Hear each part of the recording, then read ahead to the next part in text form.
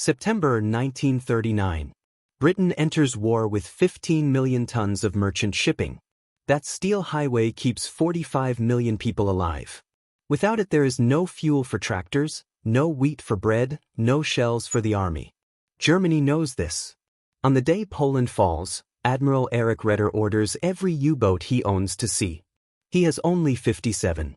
26 can reach the Atlantic.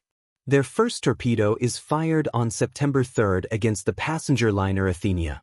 118 civilians die. The Ocean War begins. Winter 1939 is quiet. Allied convoys form in groups of 40 or 50, red funnels and black, rust-streaked. They sail at 9 knots while Royal Navy destroyers prowl the edges. U-boats attack alone, mostly at night. They sink 199 ships by Christmas. Painful, not fatal. April 1940 changes the board. Germany seizes Norway and France. Suddenly U-boats sail from Lorient, Brest, and Bergen. They save 300 miles of dangerous water. Fuel loads grow, patrol time doubles. Admiral Karl Donitz, the submarine chief, smiles for the first time in months. He promises Hitler he can starve Britain in 12 months. He needs 300 U-boats. He has 60. Summer 1940. British destroyers rush home to defend against invasion. The Atlantic is left naked. U-boats gather in wolf packs. A pack of 6 circles a convoy like sharks. They strike on the surface at night, firing 4 torpedoes each, then sprint away. Between July and October they sink 1.4 million tons, 303 ships. Wheat stocks fall, petrol ration starts. Churchill writes, "The only thing that ever really frightened me during the war was the U-boat peril. America watches from the rail." Roosevelt signs the Destroyers for Bases deal in September 1940. 50 old American 4-stack destroyers go to Britain. In return the U.S. gains Atlantic bases from Newfoundland to Trinidad. The war steps closer to the Western Hemisphere. By New Year 1941 German shipyards launch 1 new U-boat every 4 days. Donitz dreams of a fleet that can keep 200 hulls at sea. Meanwhile British codebreakers at Bletchley Park work inside drafty huts. They punch Hollerith cards, listen to crackling radios. They have a name for the German naval cipher, Enigma. They do not yet have its daily keys. Convoys still sail blind. May 1941. The Wolfpack, West, finds convoy checks, 126. 4 3 nights torpedoes hiss. 23 merchant ships sink. Oil burns on the water. Survivors cling to wooden rafts, voices lost in fog. The Admiralty counts the losses and lowers the daily bread ration at home. The German public reads headlines, U-boats throttle England. Donitz gains promotion, more concrete for bigger pens along the French coast. Yet numbers begin to tilt. British shipyards launch 1.2 million tons of new shipping in 1941. American yards add another 1.1 million. Radar sets, crude boxes that show flickering green blobs, reach a handful of escorts. Depth charge throwers triple on each destroyer. The contest is still open, but the clock is ticking. January 1942. The United States is now in the war. Admiral Donitz moves 5 U-boats to the American coast. They find a hunter's paradise. Coastal cities blaze electric light. Tankers sail alone, silhouetted against Miami neon. In 6 months the second happy time costs the Allies 396 ships. Oil washes onto Virginia beaches. Families find tar balls in sand pails, but America learns fast. Convoys start from Hampton Roads in May 1942. Air patrols grow. Small blimps appear, dangling bombs like ripe fruit. U-boat kills drop east of Cape Hatteras. Donitz recalls the boats to mid-Atlantic, back to the black hole between Canada and Iceland where aircraft cannot yet reach. Mid-1942 numbers.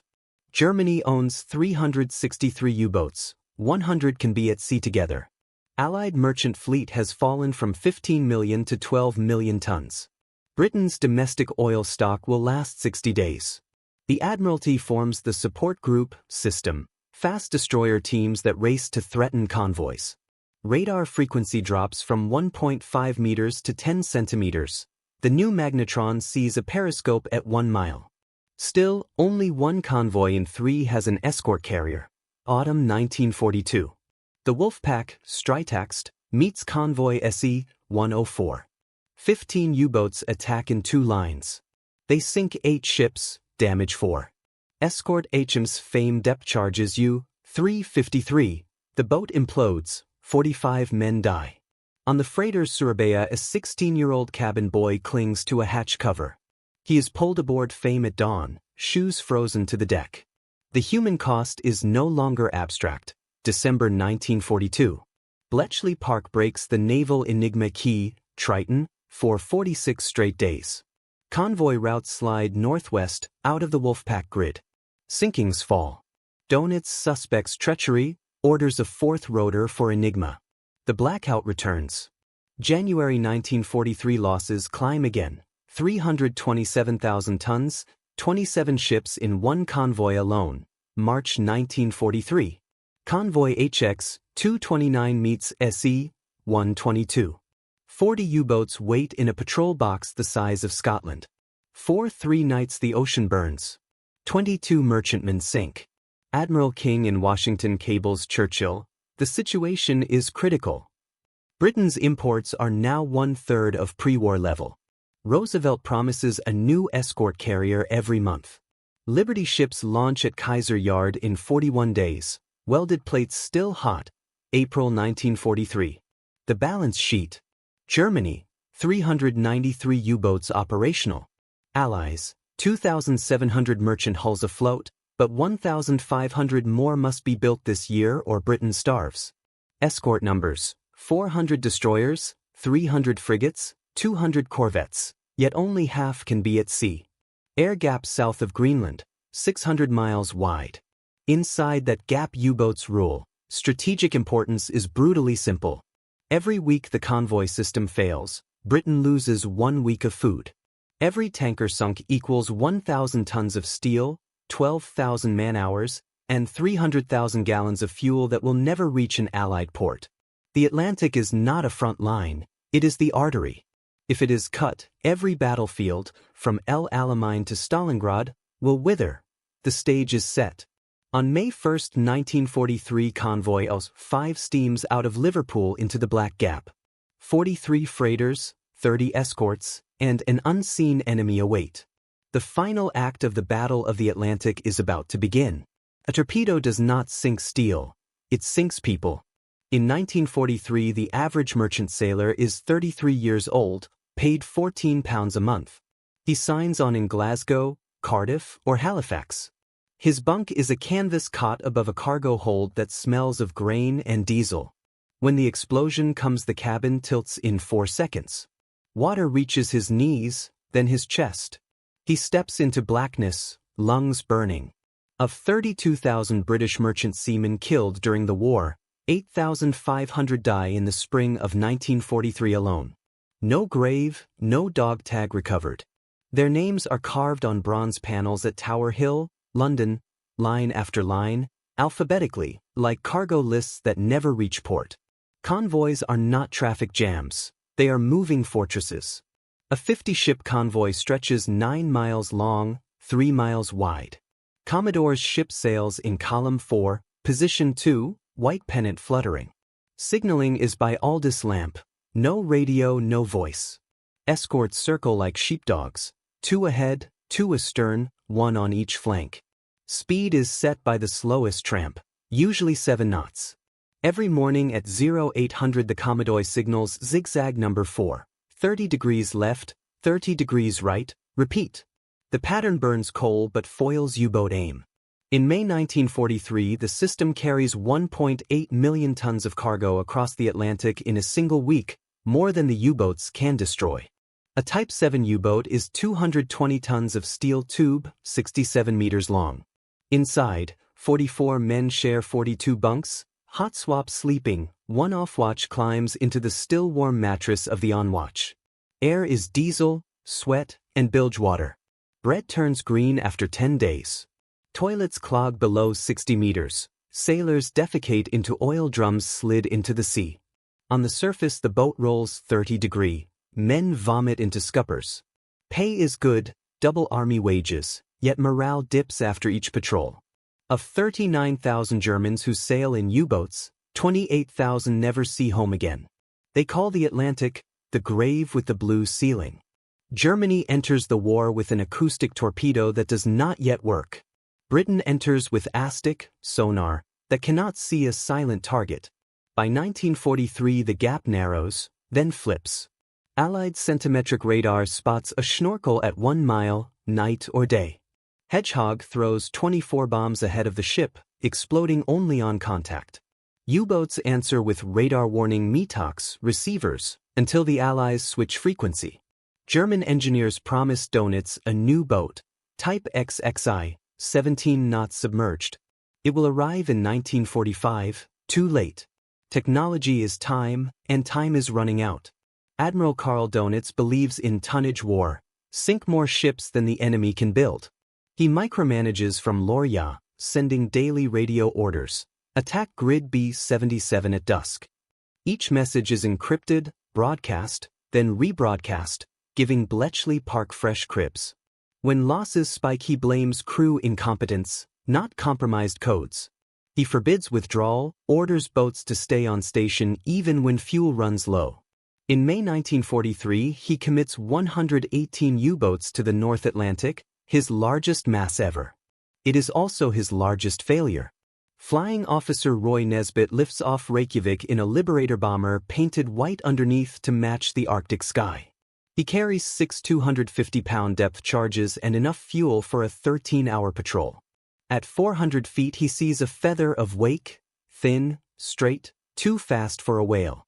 He drops to 50 feet, throttles back, heart loud in the headphones. The U-boat crash dives. Nesbitt releases across the swirl. 2 charges explode, lifting the stern. Oil blooms, then bodies, 3 maybe 4. He circles, writes the position in grease pencil, radios, sighted, attacked, 1 possible kill. For the airmen it is a statistic, for the U-boat crew it is the end of the world. Every evening at 2000 hours the radio hut in Lorya hums with high-frequency static. From a wooden desk Donitz dictates orders to a signals lieutenant. The message lists grid squares, attack sectors, fuel rendezvous. No captain may alter course without permission. The practice tightens tactical grip, but it also chains boats to predictable boxes. Allied planners at the Admiralty draw those same squares on their charts, then route convoys around them. When boats report success, Donitz demands, continue pressure, ignoring empty torpedo racks and exhausted crews. The wolf pack becomes a tethered herd. In Hut 8 at Bletchley Park, 23-year-old Ruth Bourne feeds punched cards into a clattering bomb machine. Each card tests a different Enigma rotor start. When drums stop, a match is found. The day's U-boat settings spill onto teleprinter tape. Within 4 hours the Admiralty signals altered convoy routes. Divert 30 miles north, speed 8 knots. The gap between intercept and action shrinks to 6 hours, time enough to slide 50 ships out of the Wolfpack jaws. Donitz suspects treachery, orders a 4th rotor, but the new key is broken in 14 days. In May 1943 the Allies read 90% of German naval traffic. The ocean becomes transparent. A U-boat dives in 30 seconds, if the crew is drilled, if the hatch seals, if the sea is calm. A B-24 Liberator covers 220 miles in that half-minute. In 1943 the United States delivers 200 very long-range aircraft to the Navy. They carry radar domes and lee lights, 22 million candle power beams that turn night into green noon. U-boats surface to charge batteries. The sky speaks first. Depth charges walk across the hull, rupturing ballast tanks.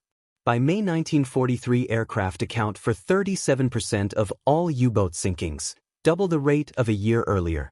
Control of the surface passes to the sky.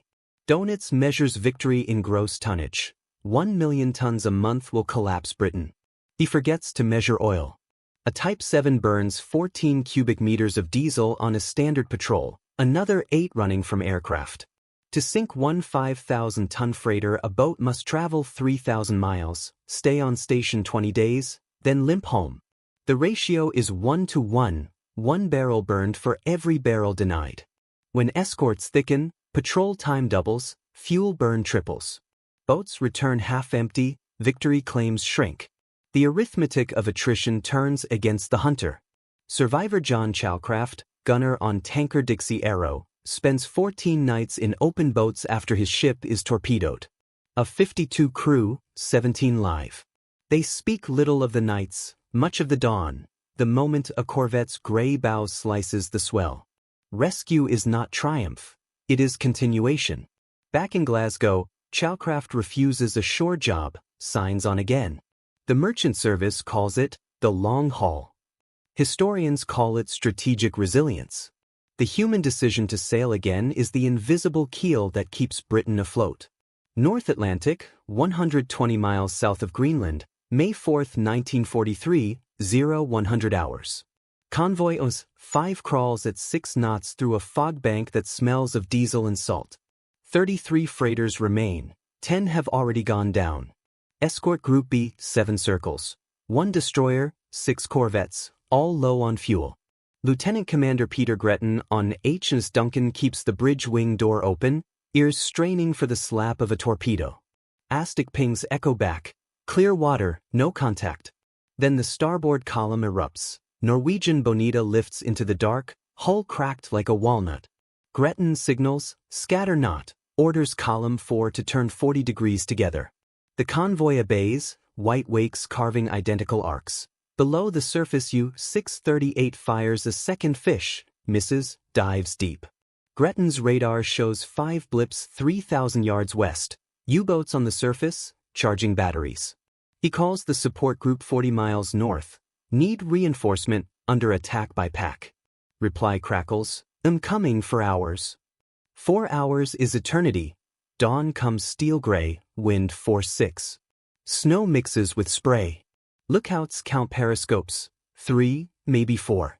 At 0620 Corvette Snowflake spots oil and air bubbles. She races, drops 10 depth charges set shallow. The ocean jumps, a brown slick surfaces, then human hair. U-192 dies with all 55 hands, first loss of the day. Gretton notes the time in pencil, 0634. The Wolfpack commander, Captain Lieutenant Siegfried von Forstner in U-402, signals Donitz. Convoy reforming, persistent escort, request fresh boats. Donitz replies, continue pressure, victory near. The order reaches 5 more submarines, still 60 miles east. They turn onto converging courses, diesels hammering WWII 1400. The weather worsens. Waves 20 feet, visibility 200 yards. Radar fails. Aztec becomes a jumble of echoes. Gretton reduces speed to 5 knots to keep station. A torpedo schemes between Duncan and Snowflake, missing by yards. No one sees the track. They feel the swish against the steel side. Morale on the bridge is a clenched jaw.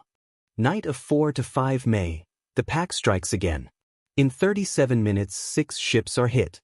The American West Maximus breaks in 2, the after half floats 10 minutes, long enough for 38 men to leap across onto the deck of the following vessel. Oil fires paint the waves orange, snow hisses as it falls. Gretton requests permission to turn southwest, toward air cover. The Admiralty refuses, maintain original course, Iceland in 3 days. The Commodore hoists a single flashing light, steer 270 degrees, steady. The convoy obeys, wakes curling like ropes in the dark. Night, May 5, 1943, 2,300 hours. Temperature drops to -2.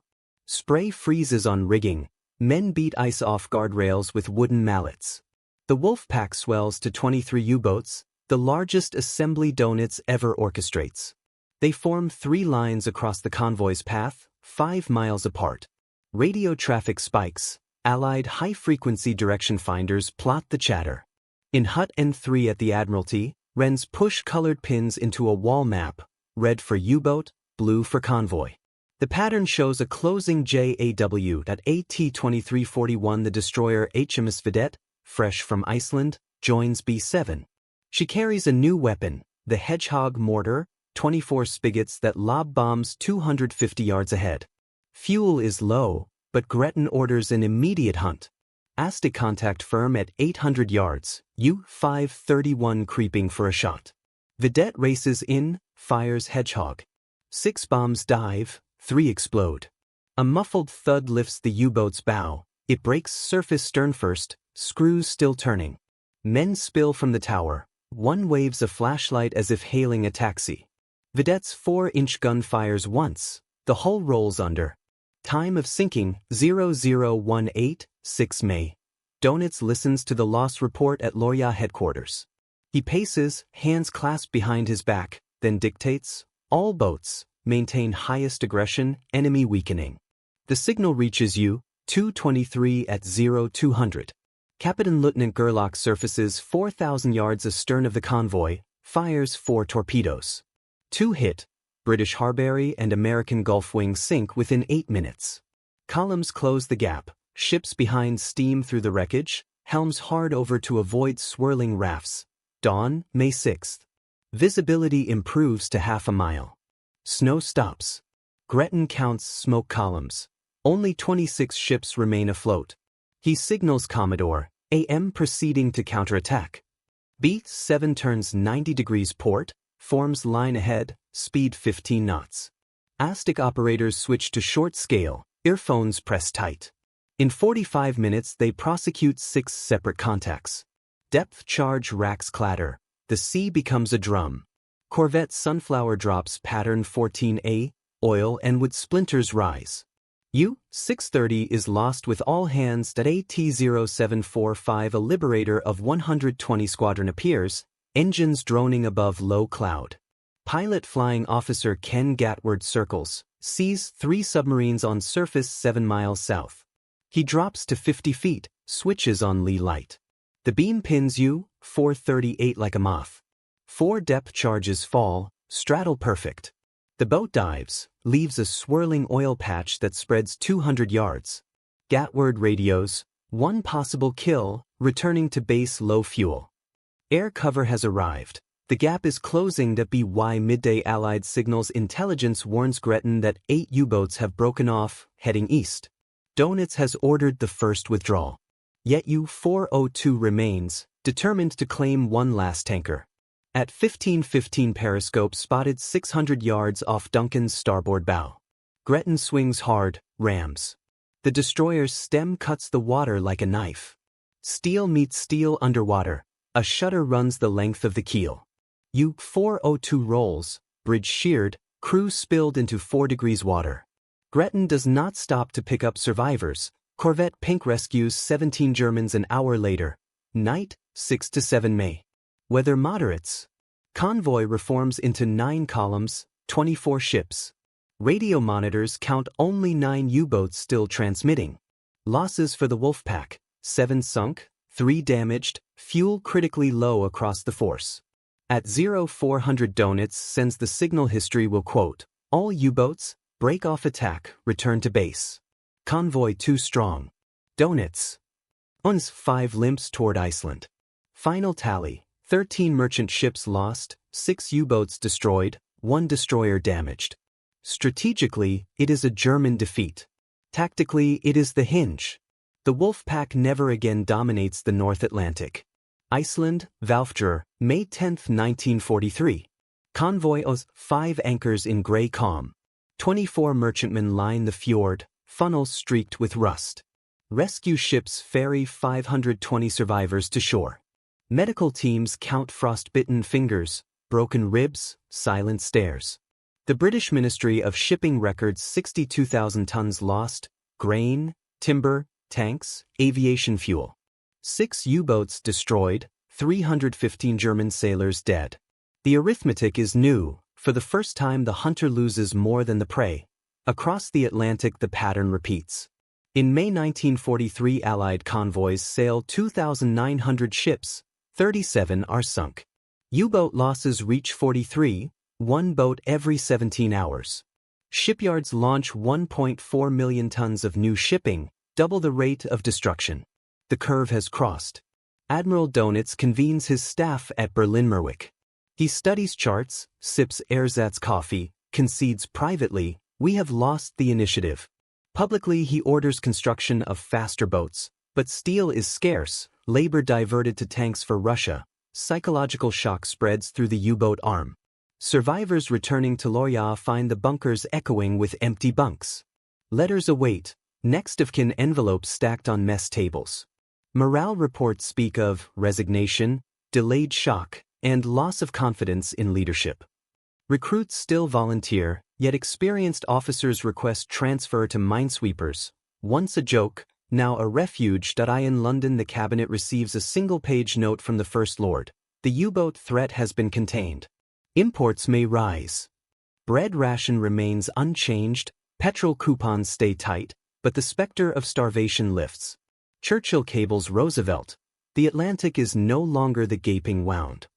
Across Allied docks, longshoremen cheer the news, then return to unloading barrels, boxes, and bombers, cargo that will reach every front. June 1943. The shipyards of Baltimore, Richmond, and Portland echo with riveting guns. Liberty Hull number 1000 slides down the ways 42 days after keeling. Once, it took 6 months. Welded plates replace rivets. Women in bandanas operate overhead cranes. The new ships cross the Atlantic in 14-day convoys, protected by escort carriers USS Core and HMS Tracker. Each carrier embarks 20 Grumman Avengers armed with depth charges and 5-inch rockets. The air gap south of Greenland shrinks from 600 miles to 0. Germany responds with technology, not numbers.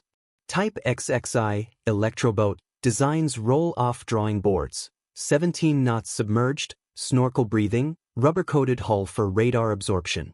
But aluminium for snorkel heads is rationed. Ball bearings from Schweinfurt lie in bombed ruins. The first XXI hull reaches the Elbe in March 1944, too late for mass production. Meanwhile, the Kriegsmarine reallocates steel to coastal defense, admitting the open ocean war is lost. Casualty tables harden into history. Total U-boat fleet: 1,171 boats completed, 863 sail on war patrols, 754 never return. Of 39,000 crew, 27,491 die. An attrition rate of 70%, higher than any German service. Allied merchant losses: 3,500 hulls, 36,000 sailors, but the supply line endures. Strategic shift follows. American destroyer escorts transfer to the Pacific, where submarines now target Japan.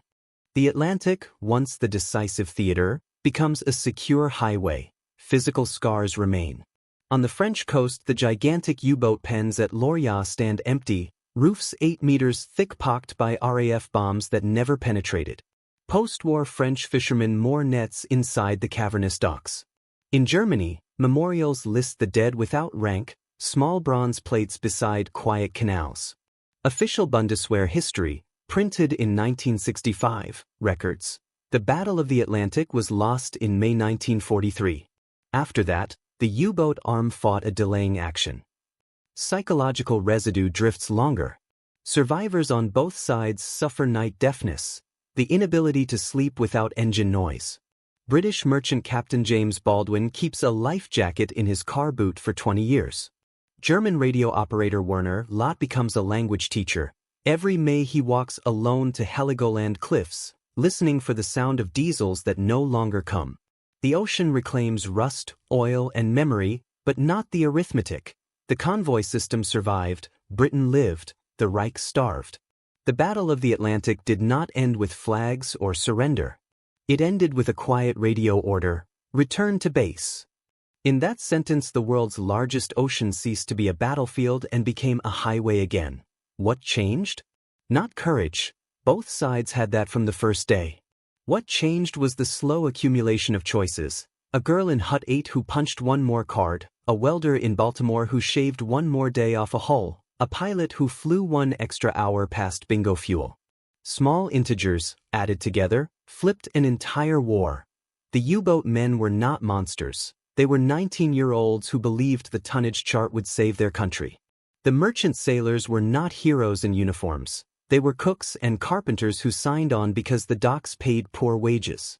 Yet the result of their ordinary lives was extraordinary.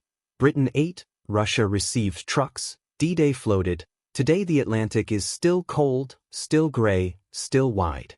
Satellites watch it, Container ships cross it in 7 days. No convoys, no wolf packs. If you sail the route from Liverpool to Halifax, you will pass over the grave of 3,000 hulls. No marker bobs. The only monument is the unbroken sound of engines that never stop. That silence is the real victory.